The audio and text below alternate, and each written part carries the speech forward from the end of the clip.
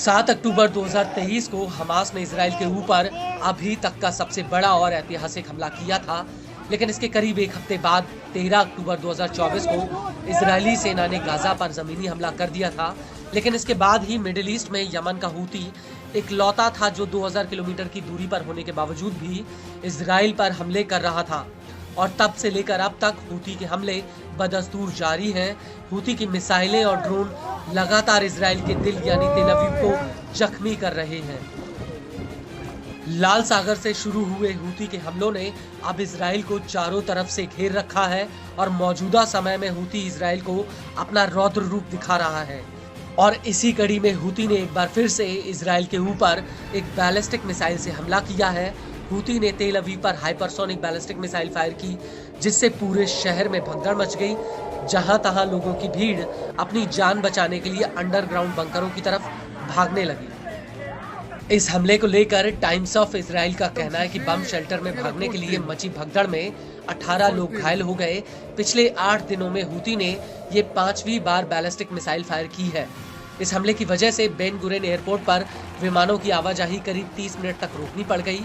इसी दौरान यूरोप से 5 विमान आ रहे थे, जिन्हें एयरपोर्ट से दूर रहने की हिदायत तक दी गई।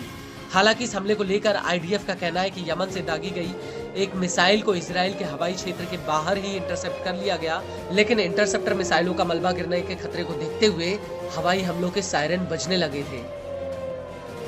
इस सब के बीच आपको ये भी बता दें कि हूती के इस हमले से पहले 26 दिसंबर 2024 को इजराइल ने यमन के हूती के कई ठिकानों पर हवाई हमले किए थे। इजराइल ने यमन के सना इंटरनेशनल एयरपोर्ट पर एक हवाई हमला किया था। जिस वक्त ये हमला हुआ उस वक्त WHO के मुखिया टेड्रोस गैब्रियासिस और उनके कई सहयोगी एयरपोर्ट पर मौजूद थे। इस हमले में उनके विमान के चालक दल में से एक सदस्य घायल हुआ, जबकि 2 लोगों की मौत हो गई। यह जानकारी UN न्यूज ने दी है। दरअसल जिस वक्त इजराइल ने एयरपोर्ट पर हमला किया उस वक्त WHO के प्रमुख यमन से उड़ान भरने की तैयारी में थे और इजराइल की मिसाइलें उनके काफिले से महज कुछ ही दूरी पर आकर गिरी थी। और इसी दौरान हूती के मुखिया सैयद अब्दुल मलिक हूती भी अपना भाषण दे रहे थे। लेबनानी न्यूज एजेंसी अल मायादीन ने सूत्रों के हवाले से कहा है कि इजराइल ने यह हमला अमेरिका और ब्रिटेन की मदद से किया है। वहीं इजरायली न्यूज YT न्यूज का कहना है कि इस हमले में इजरायली एयरफोर्स के करीब 100 जेट्स ने हिस्सा लिया। न्यूज एजेंसी के मुताबिक इजराइल का हूती पर यह अभी तक का सबसे बड़ा हमला है।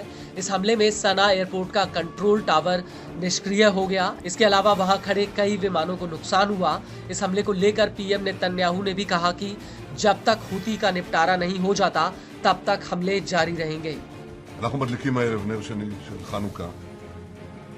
אנחנו נמצאים במלחמת התקומה, דור המכבים של ימינו, ולפני שעה קלה חיל האוויר תקף מטרות של ארגון הטרור החותי בתימן, גם בקו החוף וגם בצנע.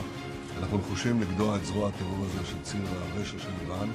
אנחנו נתמיד בזה עד שנשלים את המלאכה. आपको बता दें कि IDF ने होदियादा बंदरगाह पर भी कई बिजली घरों को निशाना बनाया। YT न्यूज के मुताबिक इजरायली एयरफोर्स के विमान मिस्र और सऊदी अरब के करीब से होकर गुजरे और फिर यमन से कुछ ही दूरी पर उन्होंने सना पर मिसाइलों की बरसात कर दी। इस हमले को लेकर सऊदी की न्यूज एजेंसी अल हदथ TV का कहना है कि राजधानी सना के 7 शहरों पर हमला किया गया, जिसमें तेल डिपोज पर भी हमले हुए। वहीं न्यूज एजेंसी अल मायादीन का कहना है कि इजराइल ने यमन में नागरिक ठिकानों को निशाना बनाया है।